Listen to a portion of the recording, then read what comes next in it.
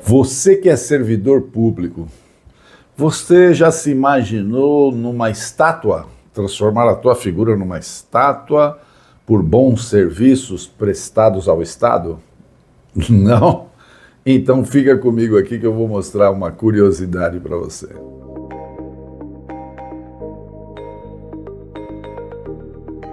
Meu nome é Lucas Gomes Gonçalves e eu vou contar para você hoje uma história que vai fazer você ver o funcionalismo público com outros olhos.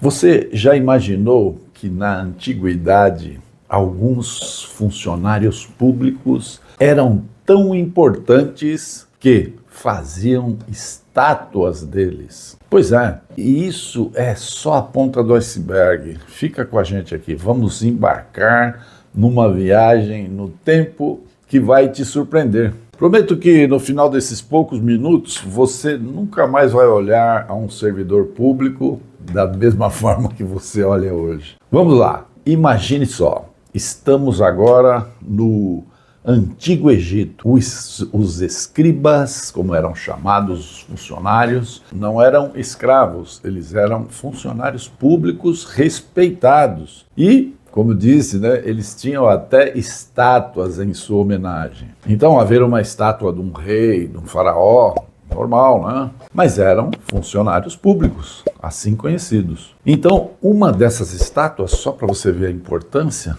é a do escriba sentado. Está hoje no Museu do Louvre, lá em Paris. Esses caras eram as superestrelas da burocracia antiga. Mas nem tudo eram flores. No caso de um escriba egípcio que errasse nas contas dos impostos, ele poderia ser exilado, colocado no exílio, separado de tudo, mandado para uma ilha, ou seja, coisa absurdamente grave, né? A punição era grave.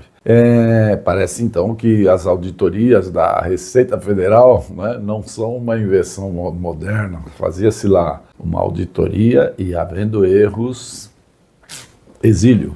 Bom, agora vamos dar um salto para a China antiga. Lá eles inventaram algo revolucionário, algo que mudou o mundo do funcionalismo público. E esse algo é nada mais, nada menos do que o concurso público. Mas não pense que era fácil, vou fazer lá uma prova oral, vamos ver como é que vou sair, Os exames podiam durar dias e dias seguidos e eram tão difíceis, eram tão custosos, tão penosos que alguns candidatos chegavam a desmaiar durante as provas, E você achando que a sua prova oral foi complicada e foi difícil, Mas, e quanto às punições? Bem, no Império Romano, se um funcionário fosse pego em corrupção, poderia ele ser mandado até para uma ilha deserta ou condenado a uma pena de morte. Imagina só, se isso não é uma versão antiga de No Limite, só que sem câmeras e sem tempo para acabar, Perpétua. Então, pulando agora para a Revolução Francesa, nós temos uma mudança radical. A Revolução Francesa, na verdade, ela mudou muitas coisas, Então, nessa revolução, dentre outras tantas mudanças, os funcionários públicos tiveram que jurar lealdade, mas não ao rei agora, lealdade à nação. Então, aqueles que não se adaptavam levavam um tipo de você está demitido. Por simplesmente assim, não se conhecia formalmente ainda a figura da estabilidade. Bom, e no Brasil, o que aconteceu? Nós também temos as nossas próprias pérolas.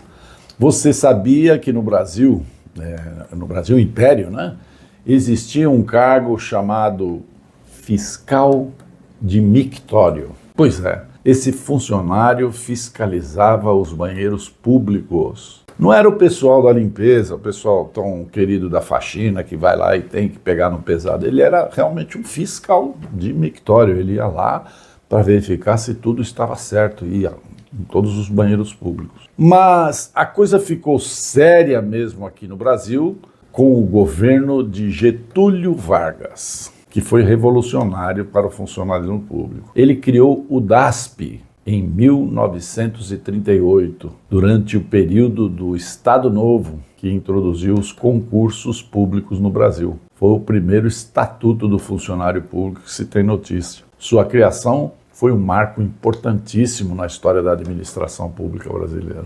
Ok? Então, começou ali a coisa com mais seriedade. O primeiro concurso de que se tem notícia na história mundial, né, foi em 1808 para a área de saúde. Então, você imagina só a prova prática de medicina naquela época, né? Devia ser fácil. Agora vamos falar, então, de algo curioso também. Vamos falar de outras punições. Olha só. Acho que você não sabia que antes da legislação moderna, eu acho essa muito engraçada, um funcionário público poderia ser demitido por mau humor persistente. Você já imaginou nos dias de hoje, numa segunda-feira, né, quantos funcionários públicos, né, perderiam seus cargos, né, toda segunda-feira, aquele mau humor persistente, né? Se entrasse lá com um PAD contra esse funcionário, ele ia ser demitido, né? Então, metade dos servidores estaria desempregadas nas segundas-feiras, né? Mas calma lá, as coisas melhoraram, né? Então, para chegar nos dias de hoje, as coisas melhoraram. Aqui a gente tem que dar valor à evolução da lei, né?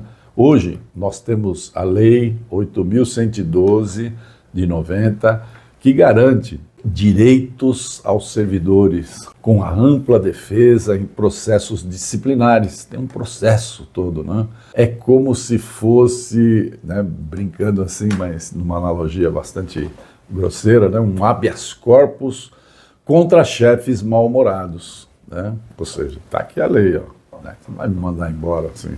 Não é naquele tempo, né, que falava, ó, você está despedido, tem que processar, né? E você sabe o que é mais incrível em tudo isso? Toda essa evolução nos trouxe até aqui. Hoje, quando um cidadão vai até uma repartição pública, ele está lá diante do resultado de milhares de anos de história. Aquele servidor te atendendo, ele é o herdeiro de uma linhagem que remonta aos escribas egípcios. Então, da próxima vez que você for a um órgão público, lembre-se, aquele funcionário que te atende ali poderia, em outra época, ter ou uma estátua em sua homenagem ou ser exilado para uma ilha deserta. Então, é legal que você tenha essa visão. E aí, o que você achou dessa viagem no tempo? Deixe nos seus comentários qual parte da história do funcionalismo público mais te surpreendeu. Foi o fiscal de mictório aqui no Brasil imperial? Ou os concursos públicos da China antiga? Ou será que você achou mais incrível a punição de exílio na ilha deserta? Se você gostou desse conteúdo, não se esqueça de deixar o seu like. Se inscreva no nosso canal e ative o sininho. Semana que vem nós voltamos com mais curiosidades sobre o mundo jurídico.